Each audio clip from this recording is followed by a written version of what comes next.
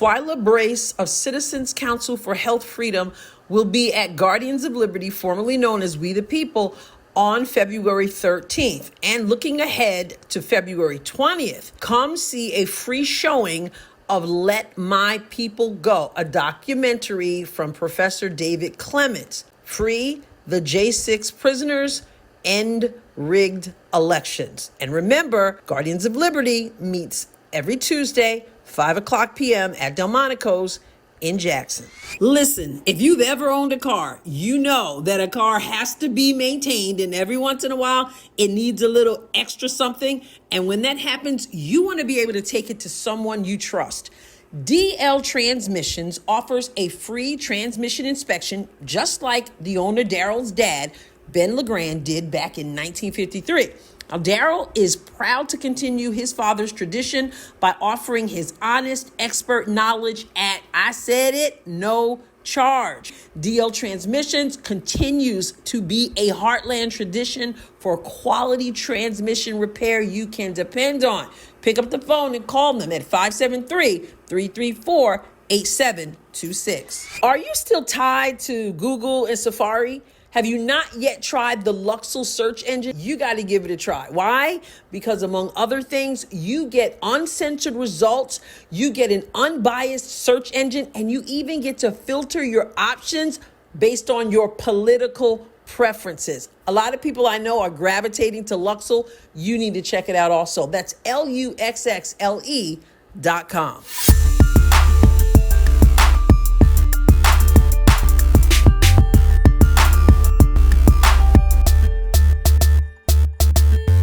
Hello and welcome to the Adrienne Ross Show. And what a show I have for you today.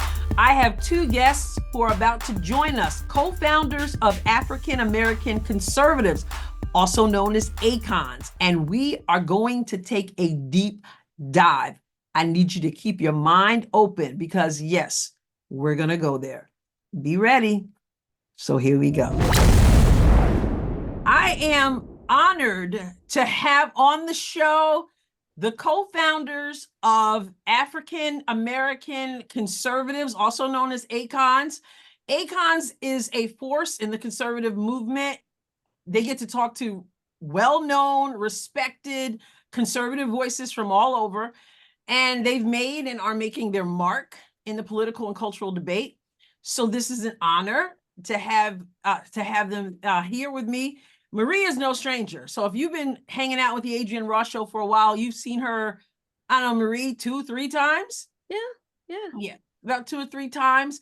But DK has never been on the show. So let me tell you a little bit about each of them before we dig in. When I say dig in, I mean, we're about to dig into some stuff. Okay, so Marie Straughter's foray into political activism began around the dinner table as she deconstructed the day's news cycle with her husband and 3 homeschooled children. She is one of the founding members of African-American Conservatives, ACONs, and is the host of its critically acclaimed podcast. Marie has served as a communications and social media guru for a number of statewide and national campaigns, ranging from senatorial to presidential. In 2019, Ms. Straughter was appointed to be a National Advisory Board member and surrogate for Black Voices for Trump. She currently serves on the America First National Engagement Council, an arm of the America First Policy Institute. The former digital comms director for the Republican Party of Texas, Marie currently serves as the communications director for the Bell County Republican Party and digital communications director for Lieutenant Colonel Alan West. Please forgive me for fudging your name, Mr. West. And so that's Marie and DK. So it's interesting because I'm looking at your bios and women have more words than men. DK kept it pithy. He's pithy. Yeah, he kept it really simple. DK is a co-founder, producer, and blogger for African-American Conservatives, and he is a native and current New Jerseyite. All right. So welcome, DK and Marie, to the Adrienne Ross Show. Thank you for having us. We're going to dig into some stuff, some deep stuff in a moment. But before we do, I really want the audience to know about you two. to know about ACONs. So how did African-American conservatives come to be? Well, I always say that it started with me arguing with Marie over Twitter, and we've been arguing ever since. Yes. Really? That is the truth. What were you arguing about? Homeschooling. It was homeschooling. Mark Lamont Hill had said something about homeschoolers being awkward and all this kind of stuff. And I took exception. And DK seemed to have some issues with homeschooling. And so we kind of went back and forth, but it all kind of came to a head in 2009, which is when ACONs began, because people kept coming to us and congratulating us on our president, as though shared skin color meant shared ideology. And so I was reaching out to people on Twitter, now X, to find out, you know, are you getting some of this? Are you hearing this too? And DK was one of the people. And so I said, you know, we really should have kind of our own place on the web where we talk about some of this stuff. And he was like, yeah, we should. I'm like, so do you want to build a website or do you want me to do it? Wow. And DK is not very techy. So his answer was, hey, you do it. Why don't you go ahead and do it? And so that's how ACONs came to be born. Really? Yeah, it wasn't homeschooling. I think it was more school choice and how it should be paid for. I think that was the big debate at the time. And so far, she hasn't conceded that I'm right. So no, you didn't start something called homeschoolers or school choice or anything. You started African-American conservatives. So how does that conversation lead to something where the focus is obviously African-American conservatives?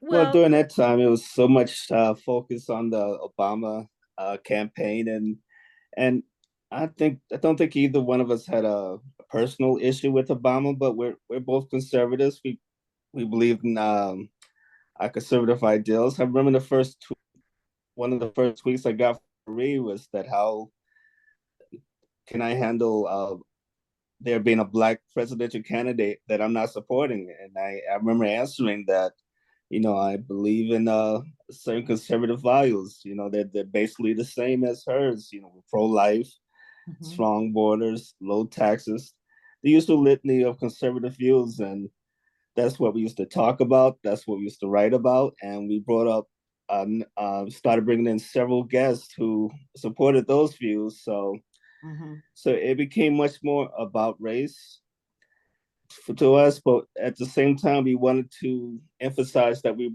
are African Americans because we believe that conservatism is a great benefit to the African American community, and there should be more African American voices to promote that message. For the Black community, you know, incarceration rates are disproportionate. Foster care rates are disproportionate.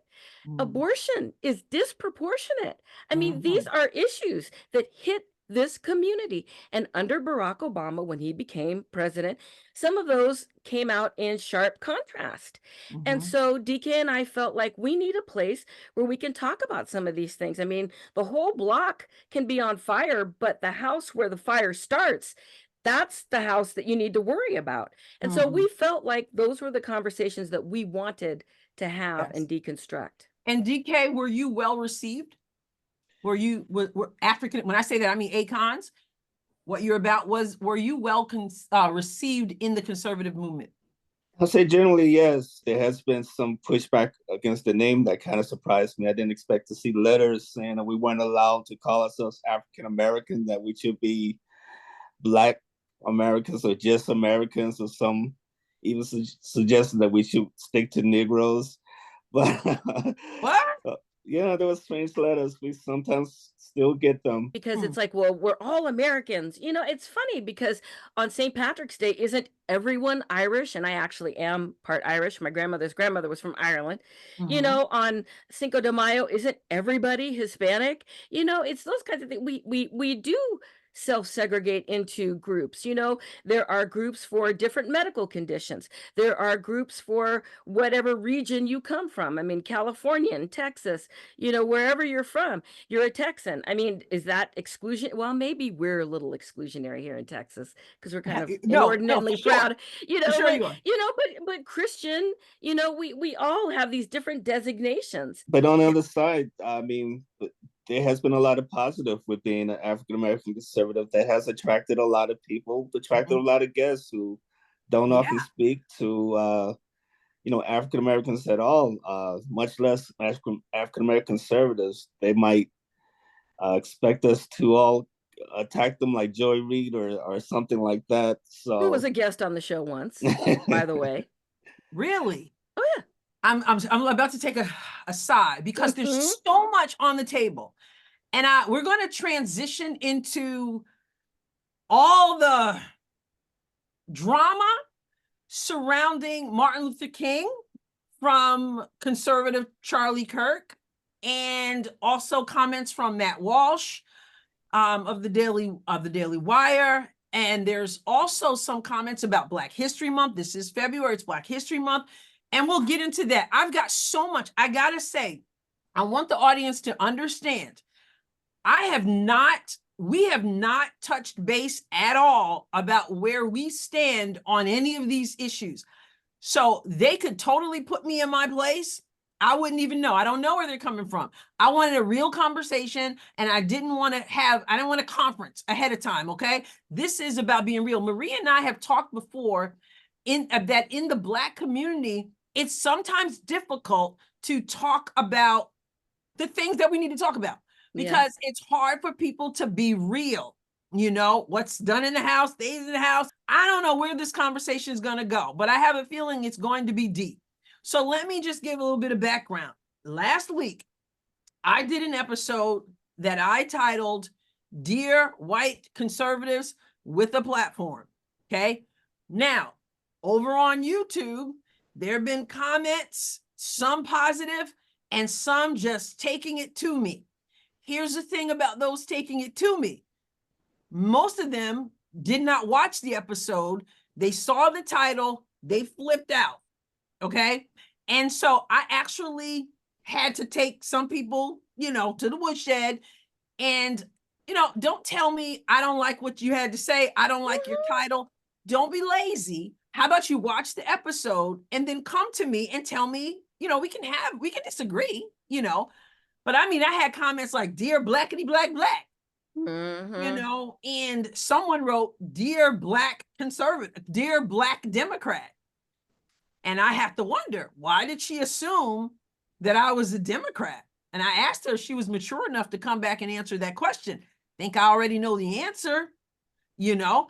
I had one guy, he was really going at me back and forth. I'm tired of this, whatever.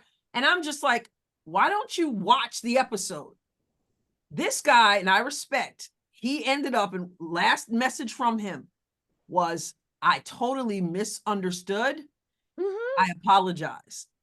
And so I had put an update. Don't comment unless you watch. Somebody, I'm a grifter, I'm this. Here's the thing. This is a sensitive issue right now. The whole race issue. But my point of my episode last week was there's a lot going on with Charlie Kirk and, you know, wanting to come after Martin Luther King and people making comments about Black History Month. And I understand because I've been on a journey myself. But some of these people, they talk about wanting the Republican Party to not be seen as the racist party, which it has been, let's just be honest. And so you can say what you want, but that doesn't necessarily mean there's wisdom in what you're saying. At least that was the point that I was trying to make. So I want to jump to Charlie Kirk. And in December, in a speech, Charlie Kirk said, MLK was awful. He's not a good person. He said one good thing he actually didn't believe. And then on Martin Luther King Day, he tweeted, because what would we do if we didn't get a chance to get on Twitter? and do some of the things that we do. So his first tweet of January 15th about this was, who was MLK? A myth has been created and it has grown totally out of control. While he was alive, most people disliked him. Yet today, he is the most honored, worshipped, even deified person of the 20th century. Today, we are going to tell the truth and explain how this myth was born. Happy Monday. Not happy Martin Luther King Day. Happy Monday. That wasn't lost on me. So then, obviously, if you tweet that, people are going to get riled up. He then tweeted, I haven't even done my show yet on MLK Jr., and already it's clear to me that I have found the sacred cow of modern America. Ask yourself, why is exposing the flaws of MLK's life and character, something he said we should judge others by, so controversial? Has America become more colorblind and merit-based the more we have worshiped King? Now, for the first time, I'm going to have this conversation with you. What do you say about what Charlie Kirk purposely chose to unfold on MLK Day and what he's saying? Who wants to take it first? What are you thinking? Well, I'll tell you something that happened when I was tapped to serve on Black Voices for Trump. I heard, well, Trump's a bad guy and he's terrible and he's a serial adulterer and he's this and that and that. And I was kind of like, I am not in the market for a savior. I have one of those already. That job is taken. So, all of this stuff about human beings who are imperfect people. I mean, that's what this world is made up of. And I don't understand the animus that some people have. And I've seen on the people who are Black, people who are white, go after some of these people that we hold in esteem. Here's the thing that I would pose to Charlie Kirk. All of these events happen in time. That was a very difficult and complicated time in our history. And Charlie Kirk and others like him have the luxury of being an armchair quarterback looking back in history, not actually living it at the time, having to make the choices that people made. And I don't think that the way that you go about getting people to listen to your opinion is to denigrate and drag other people down. I mean, we hear that about Black History Month all the time. Well, when are we going to have White History Month? When is it White History Month? I mean, why do you have to make everything this competition? Why can't you say, there's someone I admire because of something that they did? But we have to make it this big competition. Well, you've got a month, so now I need a month. Well, you've got this, so now I need that.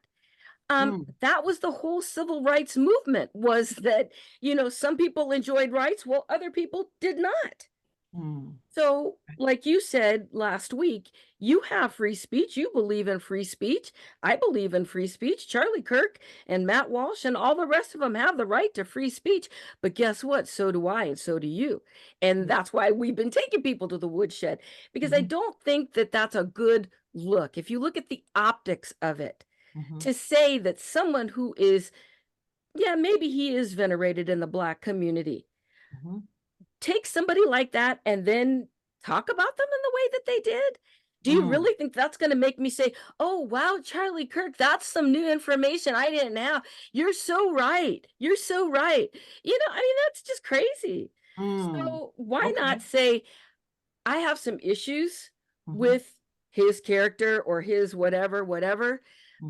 But again, realizing that we are all human beings, and everything that you say about somebody else, what they say about casting stones from in a glass tower. You don't want people looking too close to your life. I think you want to have grace. And grace, there's the word. All right, DK, what are your thoughts about Charlie Kirk?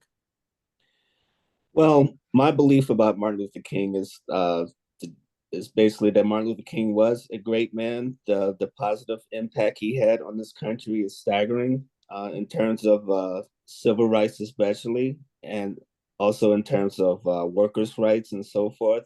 Mhm. He and I are very different, in terms of economic policy. He's much further to the left than I am, although given the time that he lived, I'm sympathetic to his economic philosophy. Um, and nothing Charlie Kirk could mention about King really offsets that. I mean, perhaps he was adulterous in his personal life. Perhaps he plagiarized some paper when he was in grad school.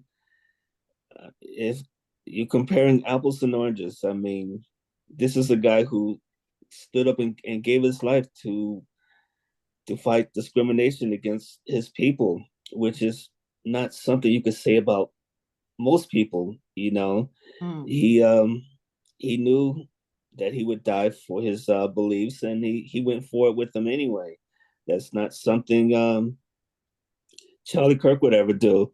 And to get to the point you were referencing in your video, you have to wonder what's the motivation behind going after Martin Luther King. Why is this so important to remind people of his personal flaws when his public successes have been so overwhelming? Mhm. Is it to push blacks away from the Republican Party, to um, to give white people some sort of animus toward the Black Pride movement? Would you So go not ahead. say, that there's a responsibility for people like Charlie Kirk with a platform to put the truth out there? No, I'm more than happy to have him say whatever he wants to say about King, but I just wondering, like you did, what's the motivation behind it? Is like on the other side of the coin, why do people want to emphasize the flaws of the America's founders to the degree that they do? We know that a great number of them were slave owners, Mhm. despite them being publicly anti-slavery. Mm-hmm. We know a lot of great men throughout history have been adulterers. Um, if you're going to focus on that, it's a reasonable question to wonder why. You know, Mm. when Yeah. when they've done so many other things. Well, Marie, were you a person who followed Kirk, had great respect for him, or surprised by this? I don't like to say unkind things about people. That's one of the reasons why I think Acons has kind of flown under the radar, is that we are not controversial people. Mhm. But Matt Walsh lost me a long time ago with some of the things that he said, because it's just off-putting. It's just like saying things just to raise the ire of other people. I don't know what his motivation And is. I I, don't I know what want his you to, I heart want is. you to hold And it's that the thought. same with Yeah. Charlie Kirk. Okay, I want you to hold that thought on Matt Walsh, because we're definitely gonna step into Matt Walsh. But first, I want to go to the audio of Charlie Kirk when he said, "I haven't even done my show yet, and already people are." Well, this is how he did start his show. So let's take a look or listen to a little bit of what he said. Now, today, of course, we're talking about is Martin Luther King Jr. Day.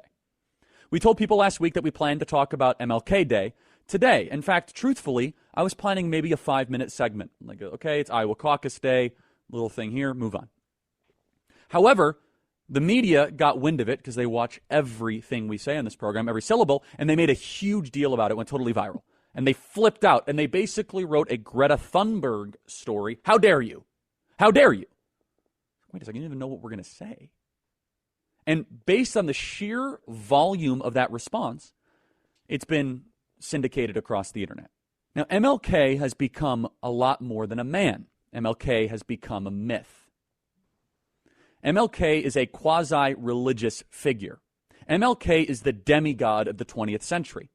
Did you know in a 2011 Gallup poll, MLK's approval rating was 96%? That same year, Jesus Christ only had a 90% approval rating. So in 2011, MLK was 6 points more popular than Jesus Christ. MLK is without a doubt the most respected, revered, honored, and even worshipped person of the 20th century. He is, by a million miles, the most untouchable figure of the 20th century.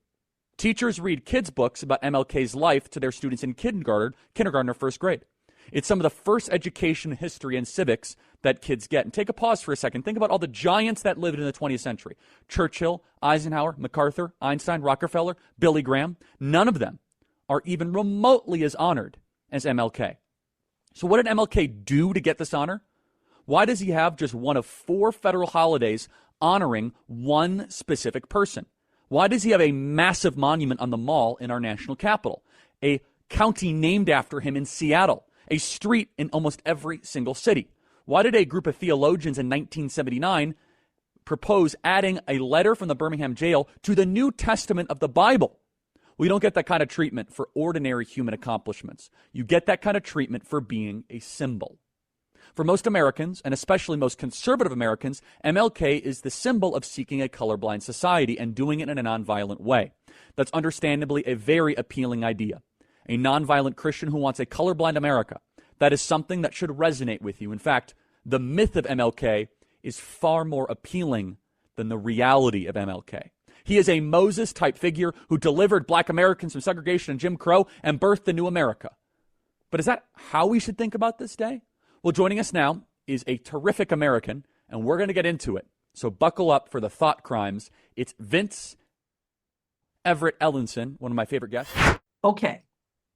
I want your initial reaction. Well, I know that guy, Vince Everett Ellison. He was scheduled to be on our show once. I've read one of his books. He's virulently anti-Martin Luther King, mostly for economic reasons. And like I said, even though I'm a conservative myself, especially in terms of economic policy, I don't think Ellison got that Martin Luther King grew up during a time where Black people were not allowed to be fully educated, that they were routinely discriminated against in the workplace. I'll just make up numbers. A white person will be paid significantly more than a Black person doing the same job. So, of course, Martin Luther King pushed for economic equality. You know, if you're facing somebody who's been underpaid because of the color of their skin, what else can you push for? And I think in the eyes of a lot of modern Black conservatives that made Martin Luther King a socialist. And indeed he was a socialist to agree, but a socialist for a reason. Because, you know, there was economic discrimination during that time. And how else do you counter that? But does he, and Marie, you can jump in, does he deserve a federal holiday? Because this is what Kirk is railing against. Yes. Well, Charlie Kirk doesn't, but Martin Luther King does. I mean, here's the thing to think about. Think about what life was like then. Because you couldn't go to the bathroom when you wanted to. I mean, if you were on the road, what was it, the Green Book? You know, you could only stop in certain places after sundown. I mean, these are draconian rules to live under. I mean, none of us would survive, I think, a day or two under those kinds of rules. And yet you have someone like Charlie Kirk, who is denigrating somebody who had to live under those rules. So, yes, I mean, he believed in nonviolence. He lived what he believed to a public degree. And we now have the civil rights movement. He organized people. And, you know, you can say all you want about, you know, the internal factions and, you know, all the stuff with Malcolm X and all of those kinds of things. These were all people who were living under a society that harbored some pretty awful, you know, things. And people were doing the best that they could to bring about change. And people had different ideas about how to accomplish that. None of us lived under, well, I'm not going to say that. I actually did live under it for 3 months. I was born in April of 64. It went into law in July of 64. But still, you know, to have those types of things, none of us can imagine what that was like. And so, again, the luxury of being an armchair quarterback, I think we do owe it to people like Martin Luther King Jr., who lived that life and helped us to achieve what we now have. And the fact that we're even having this conversation, do we really have it? I mean, the fact that 50 years later, we're still having this conversation. Well, So, it 15 years seems to later. me, that things have escalated.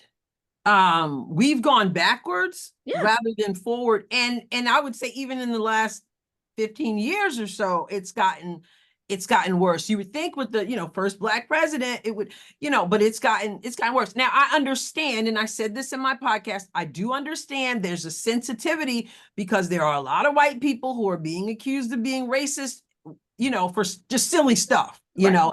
And so people are sensitive and they're like, I'm just tired of talking about this. But I got to say this, one of the things Charlie Kirk says, and you can correct me, but because I want to know what you think. He says that Dr. King pushed for a colorblind society, and that people would be judged by their character, but his character doesn't stand up to the test. I don't think Dr. King was pushing for a colorblind society.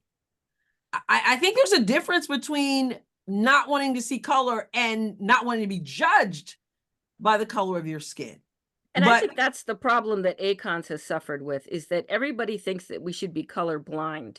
And I don't think that that's necessarily the case. For example, I'll give you a really concrete example. What happens every single solid weekend in Chicago?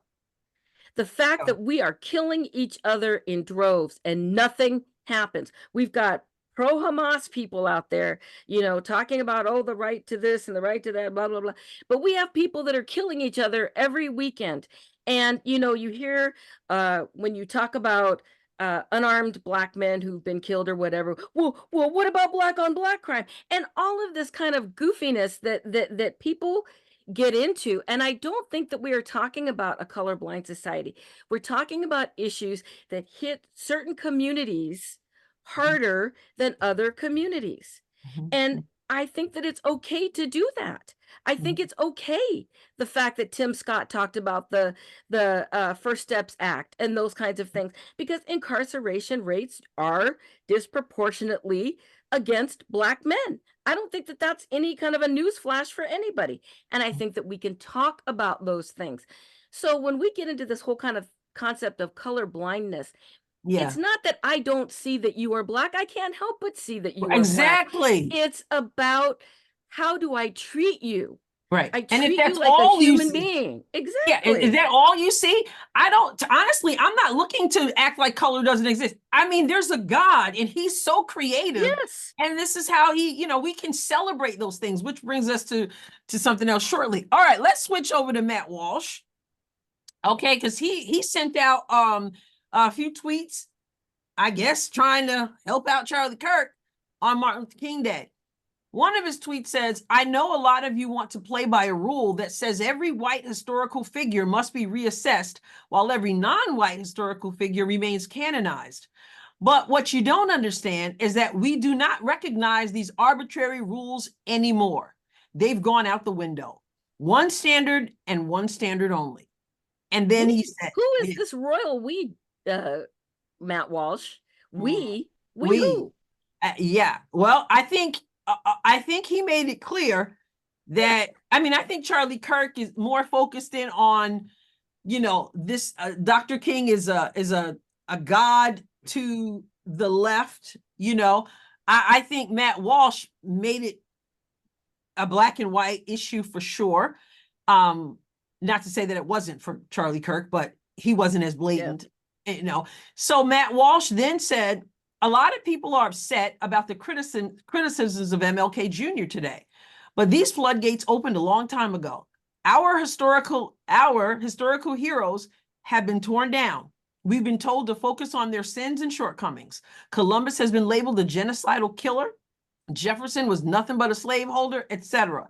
Well, if this is the standard, then we have to talk about the fact that MLK was a communist, a plagiarist, an adulterer, an abuser, allegedly a rapist, and more.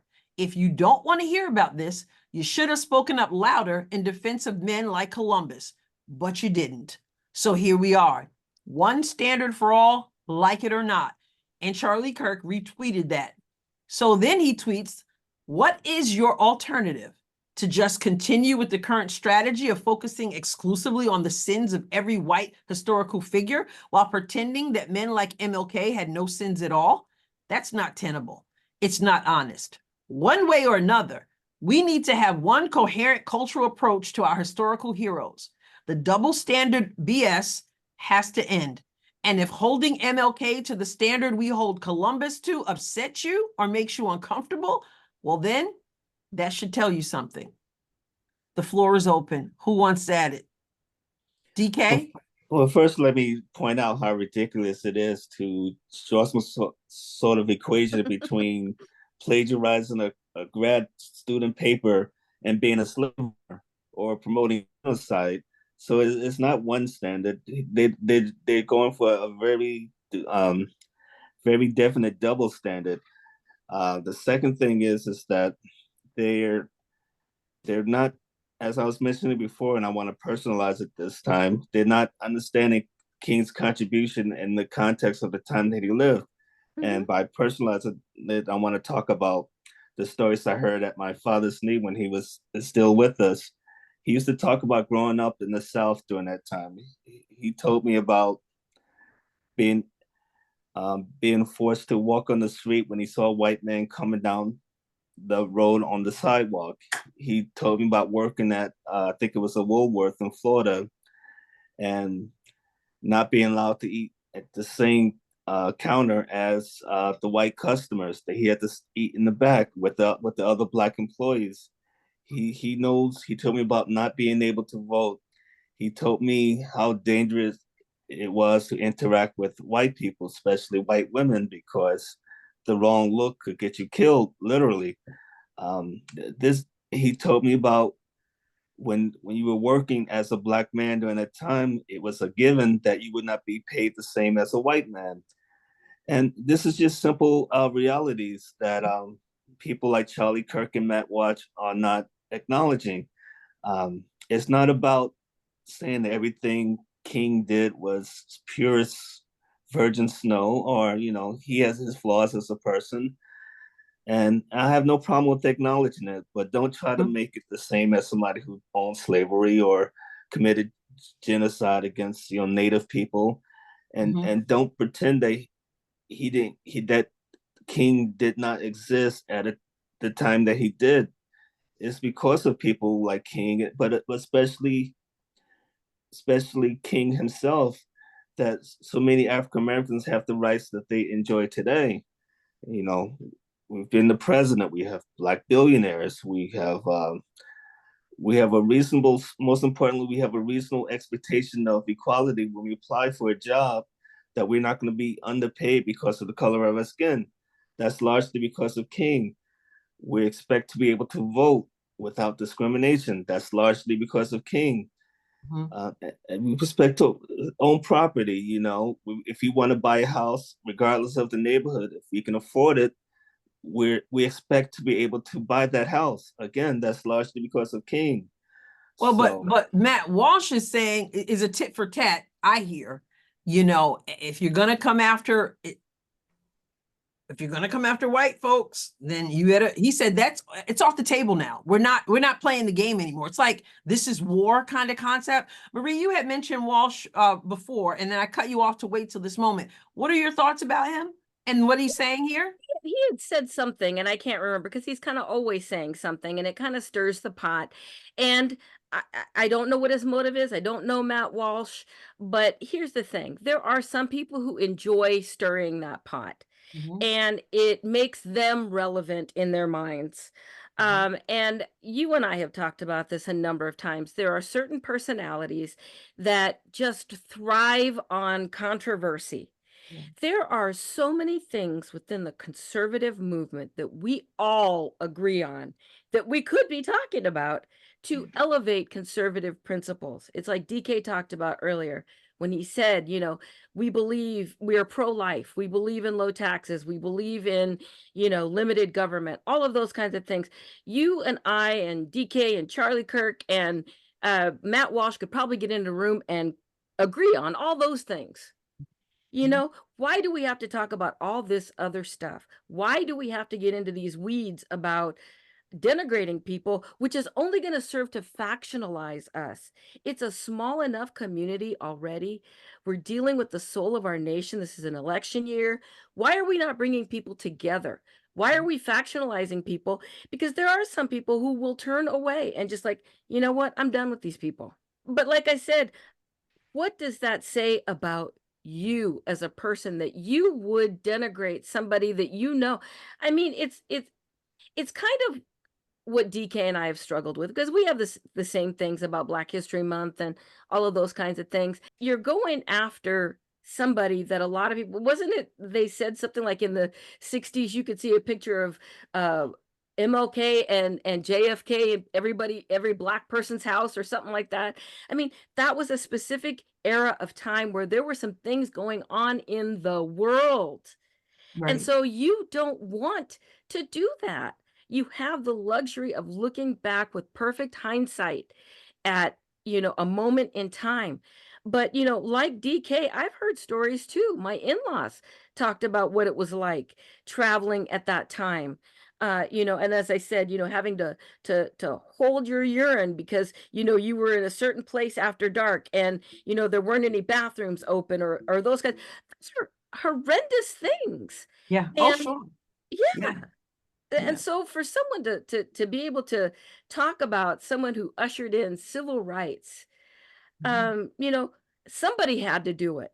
Right. And I mean, there's nobody perfect. Jesus is gone now. He's alive in heaven, but he's not on this earth anymore. So Yeah. it's imperfect people that are being used to carry out things every single Yeah. day. And Charlie Kirk should know that because he's all up about Trump. And we know that, you know, that he's not, you know, without flaw, you know, And neither is Charlie Kirk. No one. Neither Right. am I. Right. No one. Nobody. Yeah. Yeah, absolutely. Let me transition to Black History Month. DK, what are your thoughts about Black History Month? I'm on full support of Black History Month. I think the only pushback against it has been from, you know, so-called white conservatives who like to pretend that they're not equally as proud of their own ethnicity as Black people are. You know, I lived in New York for a number of years, and like Marie alluded to, every weekend there was a different ethnic parade. There was an Irish parade, there was a Russian parade, there was a German parade.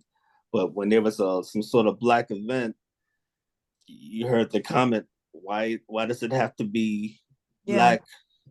Have to be a Black pride? Why does it have to be a Black pride parade? You know, why can't there be a white pride parade? And my reaction was always, there's a white pride parade like 3 times a month, you know. It's just that it's certain, they just don't say white, they say Italian or, you know, Polish or and so forth. So, but it's the same thing, and it's nothing wrong with being proud of your ethnicity. Why can't we just celebrate everyone? Exactly. When I started teaching, I remember students said to me, "Oh my goodness, we have a Black teacher. Are we now going to be able to do Black History Month?" You know, and because they, you know, they've had teachers say to them, "I don't have time for that," when they've asked, and that's about as bad as what Charlie Kirk is doing. It's how you say what you say. Maybe it's not in the curriculum you've been handed. Maybe you should say that. You don't tell these kids, "I don't have time for you," you know? So, TJ Moe, former NFL player, Christian, conservative commentator, often on Jason Whitlock's podcast on The Blaze, he said Black History Month should not exist. Black history is American history. The story of Black leaders who have helped forge the American path should be told in the everyday school history books. If there are omissions, we should fix that, not separate their stories. That sounds reasonable, doesn't it? You know, for a long time, that was my position. And I think that there are elements of it that still are. Of course, we did do Black History Month when I taught my kids, we homeschooled, but we incorporated Black history into everything. So Right. my issue was the fact that it was limited to a month, and the shortest month out of the year at that. Yeah. We always think that. I had issues around that because I'm Black every single day of the year. So, and I'm also white every single day of the year. And that's the other problem for someone like me is, well, what half of me do I have to hate now? Because, I'm told that I can't love. But when I was growing up in the 70s, forgive me for a moment, but I grew up in the gifted and talented program, and they always were looking for funding because it was an experimental program back then. So I always had to check a box about my ethnicity. And it was like, well, do I check the white box or do I check the Black box? Right. So I started making my own box. Go I'm ahead. not gonna fit in your box. I Yeah. am me, and I love the white part of me. I love the Black part of me. And that's what makes me me. So I'm not going to jump through your stupid hoops. I am who I am, and I will celebrate who I am. And my children celebrate who they are. And that is 365 days out of the year. So I do believe that it is all of our history, and it should not be separated. However, if that was the only way that I could get it during that period of time, I'll take it. And I think that that's where that came from is, you know what, if we can do it, then let's do it rather than not do it at all. But we always incorporated it into our curriculum. Right. And we still do. We still talk about those things. Yeah. I like to think that it's not an either or situation, that you can celebrate all of American history, including the contribution made by African Americans, and also just focus in on Black history. You can do both. I think in academics, especially in you study history or literature, it's very common to focus in on a certain subtext of the larger genre. If you want to study literature, for example, you might not only study literature in the broad sense, you might want to study French literature or female literature or post-Civil War literature. And it's the same with history. You can study history. You can study world history and American history. You can also study African-American history or women's history or Shouldn't it be a military no-brainer? history. Shouldn't that be a no-brainer? I don't understand. Like I said, I've had my own as a teacher, how I wanted to deal with things and stuff, but I never felt like nobody should be celebrating Black History Month. Like, I don't understand. As a Christian, people are like, well, it should be like TJ Mo said, it should be throughout everything. But that doesn't mean, like you said, it's not either or. I'm a Christian, okay? Every day I'm celebrating Christ. I'm not waiting till December 25th. But on December 25th, I can also celebrate. You've got children. If you have children, okay, you're celebrating them every day. But you're not going to say, well, we're not going to have your birthday because I love you every day. Can we walk and chew gum at the same time? Can we do both? And Absolutely. Yeah. Well, I want you to listen to Michael Knowles of the Daily Wire. And you're trotting everybody out. I just, and listen, and I cut some folks out because of time, but I could really trot some stuff. But here's Michael Knowles, whom I listen to regularly. I don't agree with him on everything, but I generally enjoy him. But here's his take on Black History Month. It's Black History Month, and you know what that means? Nothing. It doesn't mean anything to anyone. Conservative Black people don't care about it because they're excluded from any recognition by the liberals who established and run the whole thing. Leftist Black people don't care because to them every month should be Black History Month. Conservative white people don't care because we don't have any racial consciousness. And liberal white people don't care because they don't respect or have any actual interest in Black people other than to instrumentalize them for their own political purposes. Where does he get that? Where does he get that? I agree with the last point. What'd you say, DK? I agree with his last point. I didn't agree with his other points. He starts off by saying Black History Month means absolutely nothing. What are these people to him? Right. To him. To nobody, according to him. So there's my question. What are they trying to do? Supposedly their voices who want a wide open tent, who want people of various backgrounds to see that conservatism will serve you well. This is not, the GOP's messaging is horrible. Yes, it is. And not only that, his approach is disrespectful, I think. But you know, you and I you alluded to this earlier. We've had this conversation that we cannot talk about racial issues for whatever reason, because I did something about 12 years ago called Stuff White Conservatives Say. So very similar to your title, but it was about 12 years ago. And one of the things that I talked about was we cannot have these conversations because people are not ready to have these conversations, because what they hear is, you white person are responsible for my misery. You white person were there flogging me and doing all of these things back 400 years ago before I even existed. That's what it seems like people hear. Yeah. I'm not saying that. You're not saying that. I don't think DK is saying that. I don't think anybody is saying that. Well, there are some people who are saying, existed. but there are people who are saying things that have gotten us to, in part, brought us to this point. And it triggers everybody now. I saw a clip with Charlie Kirk talking about Black people being pandered to, you know, and stuff like that. And so people are just super sensitive. Now I want to play one more. This is this is Jason Buttrill, and he's with The Blaze, one of their top researchers, I guess. And he chimes in on Black History Month. This is not about honoring a group of people. All. Yep. This is just about some kind of political indoctrination. Never been. And what's even worse is I've told this story multiple times, but my kids didn't even know the difference between races when they were children. Yep. They didn't notice, they didn't care. No. The only time they realized it was when they got into schools and they realized they were being separated for some weird reason, like singled out. Like all my Black friends think that Black History Month is stupid. You know, like, Sounds like something a racist would say. You just want us to know you have Black friends, Jason. it's so ridiculous. It's so ridiculous. We are going to continue. This is going to continue to be an issue as long as we allow this crap. Like, why do we have a different month for any different race? We're all Americans. That's the only thing that should be. I will be labeled a racist for saying that, but that seems so obvious to me. I'm actually the one What that do you says, think no, happens when you have? let's get rid of the labels. Let's get rid of the separation. You know who agreed with you? altogether. Martin Luther King Jr. He agreed with you. That's what he was fighting for. We are And now, so far away from Martin Luther King Jr. and now you're like, I'm going to get called a racist for saying this. That's how far we've moved the Overton window on racism. I told you I took a side even before we started this talk. Thoughts?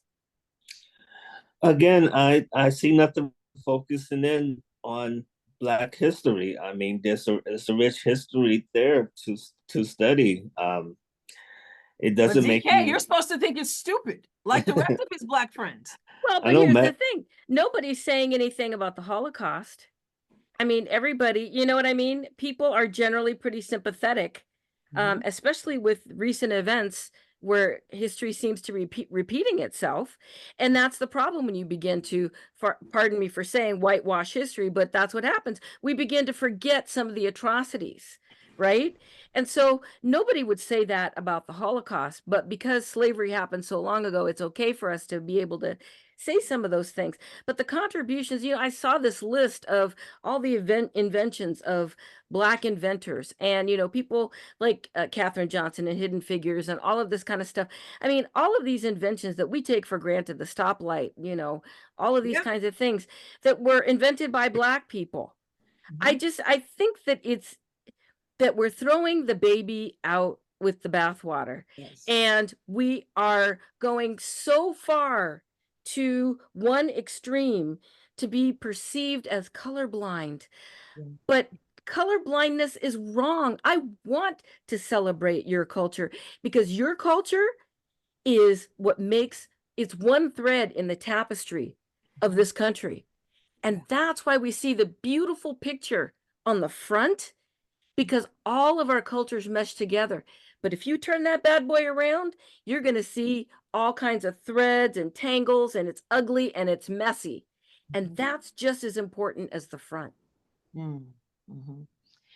And you know, children, I think, are paying the price. My white students, as well as my black students, were intrigued by this. Now, I used to have to get on some cases because they still don't want to do no homework, you know, but you know, and I really honestly got on black students in particular, because black students were quick to call teacher so-and-so racist because teacher so-and-so didn't want to do black history, and the social studies teacher. And then here you have it, and you're behind, still don't want to do it. You know, that's a different story. But in terms of really appreciating Black history and learning, you mentioned inventions. One year I did this bonus activity. I got the parents involved.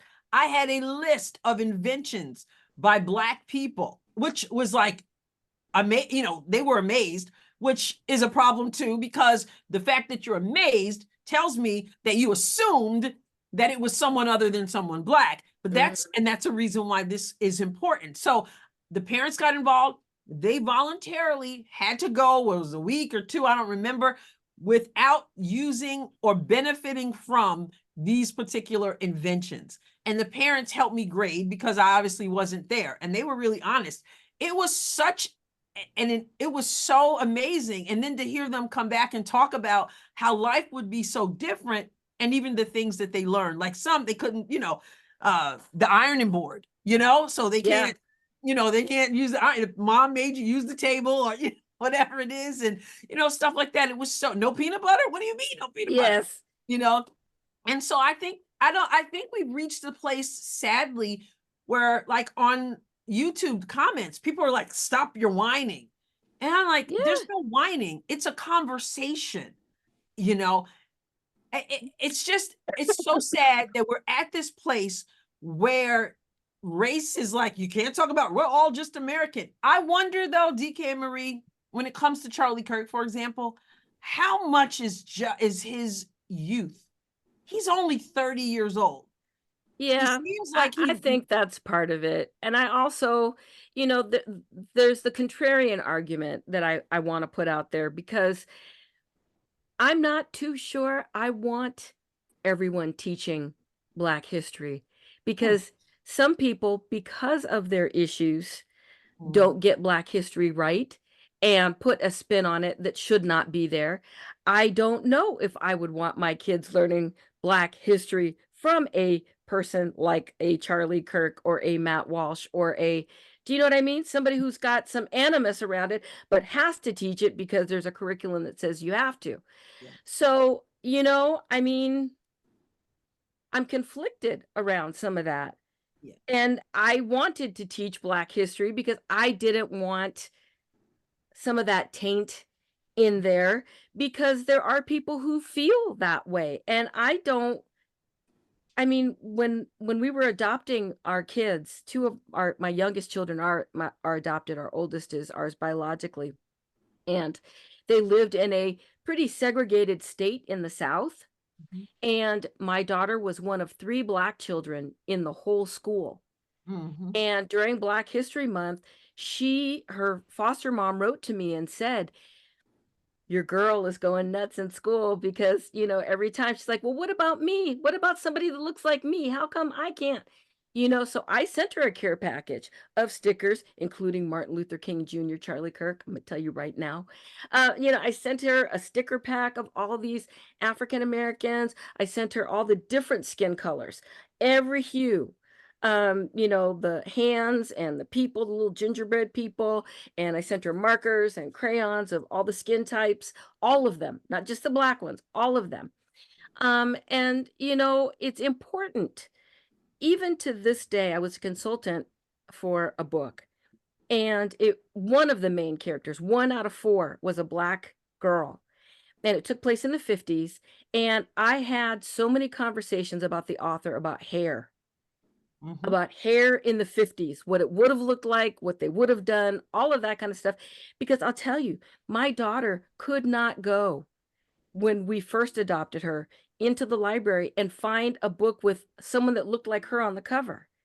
That's important that we have representation in history for our children's self-esteem to be able to see someone who looks like them, to hear that someone like a Katherine Johnson was smart and had these guys at NASA, you know?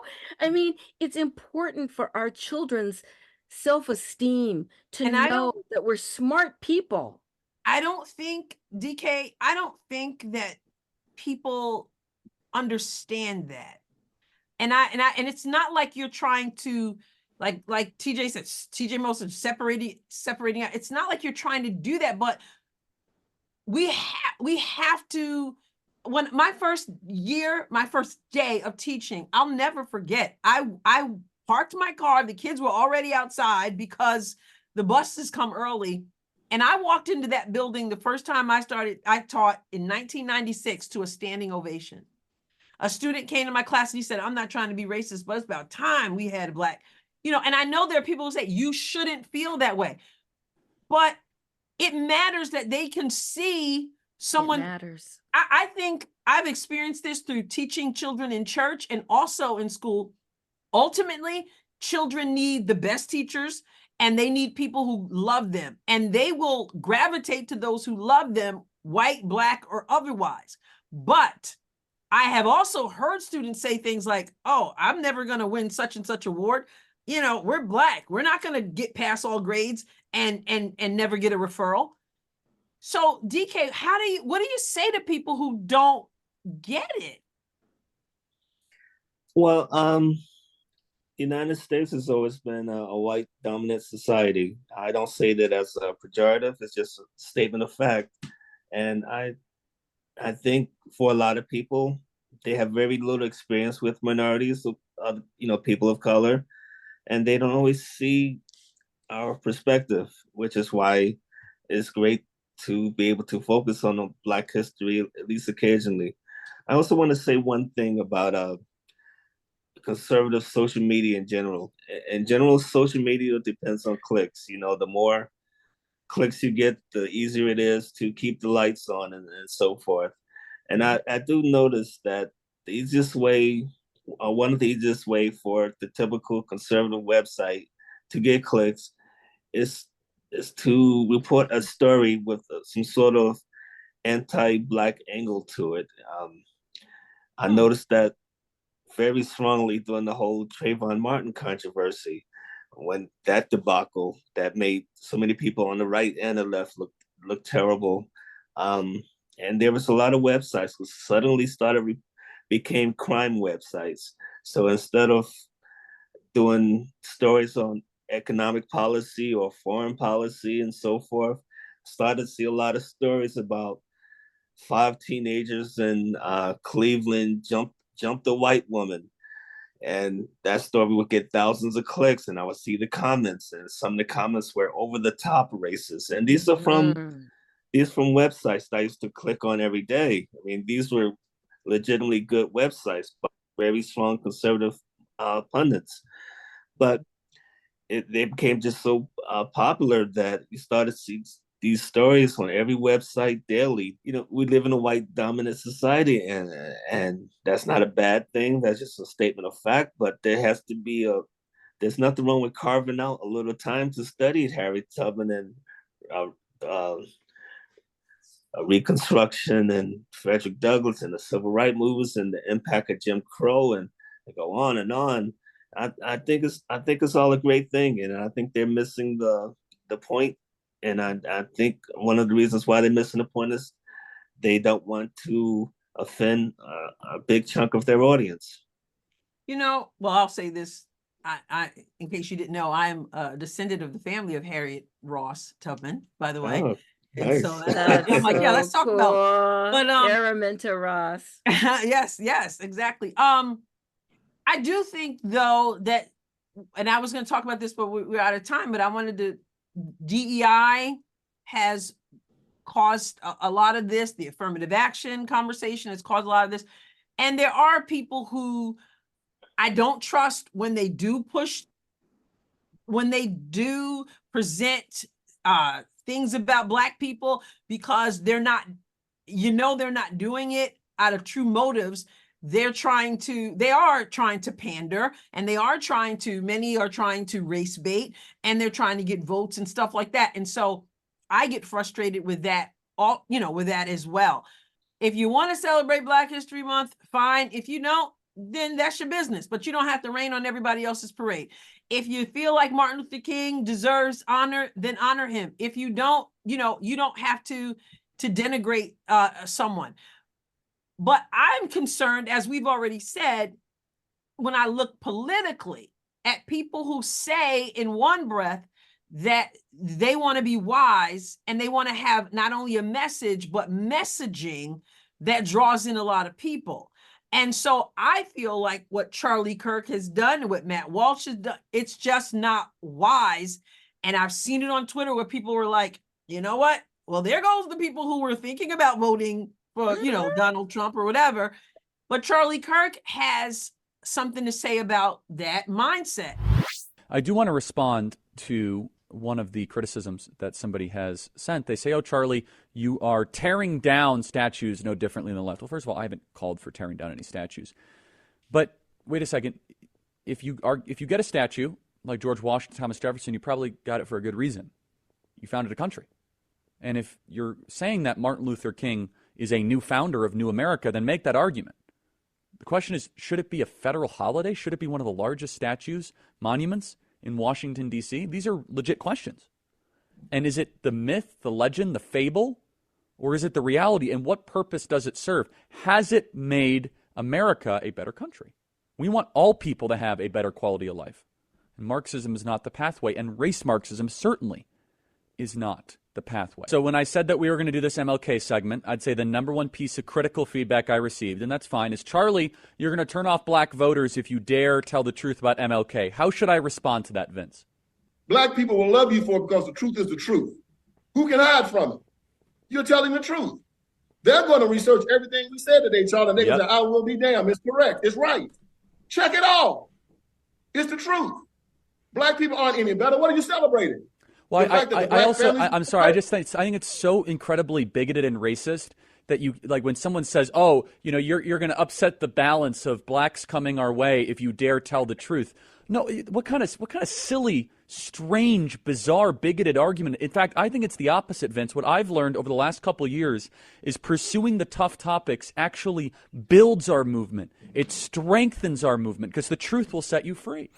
According to Charlie Kirk, anyone who's suggesting that what he's doing will alienate Black people, they're the racist, they're the ones who are bigoted. How dare we actually even present that idea? Well, he says, both of them said, for telling the truth. Mm-hmm. I don't know that that's the truth. I think that's his truth. I think that he believes that. But, I don't know that that's necessarily the truth. I served with Daryl Scott on Black Voices for Trump. I also served with Alveda King. I consider her a friend. I absolutely love her. And I think that her family has done a lot for this country. Mm-hmm. So, I would say that, Charlie Kirk might spend some time with Alveda. And well, people mentioned her, and again, we might disagree, but there were people who said he didn't even have enough. She's a staunch supporter of former President Trump, and she, yes, and he didn't think enough of her. This is what was said. He didn't think enough of her even to not have go the respect. Yeah. That's respect. Well, I saw her. Yeah. She just, Bernice King was speaking after the death of her brother. And she mentioned that there were, this was the first formal statement to the public out. She mentioned that there were those who were speaking ill of the family, and Alveda King was sitting there, and she said, Alveda King rolled her eyes and said, we're not going to say any names, but the initials are CK. Mm-hmm.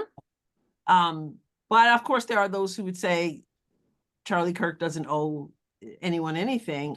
He wants to speak the truth.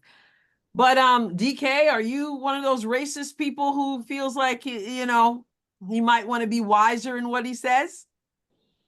No, I don't know Charlie Kirk that well. I've seen him interviewed a few times. He seems like a smart young man. I haven't listened to his podcast per se, but I've nothing against Charlie Kirk. I think what he's doing for clicks.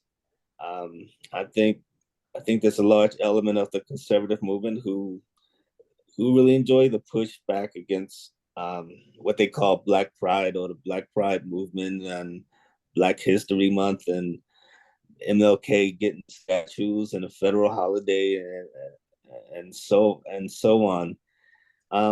That's the people he's trying to appeal to with his argument. Like I was saying before, there's nothing wrong with showing a warts and all portrait of Martin Luther King or any other person in history. It's just a matter of why you're doing it. I think why you want to emphasize the negative aspects of a person's character when they've done so much good for the country. I think that's a legitimate question. Yeah, and rile people up. It's 2024. And here we are. And you know what? I'm no hypocrite. I don't like it when people are trying to erase history and tear down statues and all that. And I don't like this either. And again, he has a right to say what he wants, but you're working against, I feel, what you say you want to advance. Thank you both so much. I don't want to leave without you having an opportunity to tell people where they can find all that you have going on.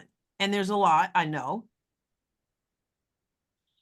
Well, you can find us at AACONS, AACONS, on Twitter, X, Facebook. We're AACONS_official on Instagram. I'm at Marie Strougher, STROUGHTER on X. I have a fan page on Facebook, and I also have my own podcast, MoMo634.substack.com. And for me, I'm just basically somebody you can find at Acon's Twitter site and Facebook page, and of course our Substack. So I try to write regularly. I'm writing again soon about the report on Biden's classified documents debacle. If I can get that up soon, I hope everyone will give it a read. Absolutely. All right. Thank you, DK. Thank you, Marie, so much. I appreciate your insight. Thank you for having us. Thank you. May God bless you. God bless you. Well, I knew it was going to be deep. I really appreciate DK and Marie of AACONS, African-American Conservatives. I appreciate their insight, their experiences they shared, the passion, the way they shared it. And I know it's a deep subject. I know there are people who are riled up whenever you mention race, and it's so unnecessary. I'm not into the colorblind thing. I believe that we can celebrate one another, but we're at a time where everybody is just triggered. And just as people got triggered by the title of my last episode and just went off some without actually listening or watching, and then having to come back and say, oh, I'm sorry. Or one person who told me that that the mind told them when they read the title that this is going to be vindictive, this is going to be, oh, they're racist. But their mind first told them was just not right. And so this person said, but I thought that at first, but I watched, and I actually appreciate your take. We got to do more of that and have these conversations. And so my desire was not to bash Charlie Kirk or Matt Walsh. I think what they have said and done, those things speak for themselves. You decide.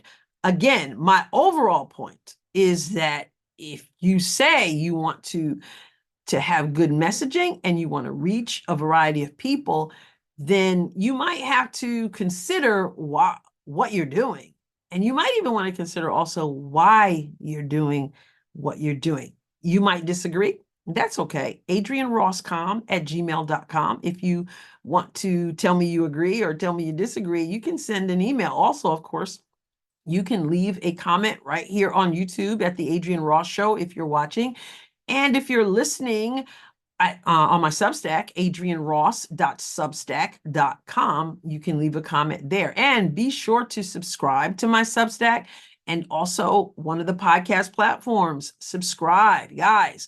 Wherever you can subscribe, wherever you can like, wherever you can leave a rating or review, would you go do that right now? We know that we can forget sometimes. So would you do that for me?